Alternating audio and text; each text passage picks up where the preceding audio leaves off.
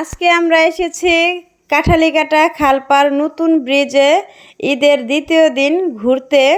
তো এই ব্রিজটা নতুন হয়েছে, এজন্য ভাবলাম একটু ঘুরে আসি। তো আপনারা আমাদের সাথেই থাকুন, পুরো ভিডিওটি দেখেন, আমরাও ঘুরি, আপনারাও দেখতে থাকুন। ব্রিজে কি দোকান হয়েছে নি? ও, এই দোকানের কথাই তো কইছি। পিঠা পাওয়া যায় না, চাপড়ি পাওয়া যায় না?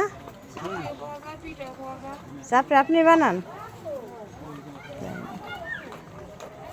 আমার আব্বু বলছে একদিন, কয় খালপার ব্রিজে চাপড়ি পাওয়া যায়।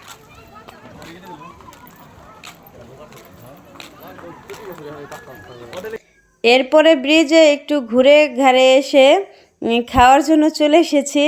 তো এখানে আমরা বলে গিয়েছিলাম পিঠা বানানোর জন্য। এরপরে এখন আমরা খেতে চলে এসেছি।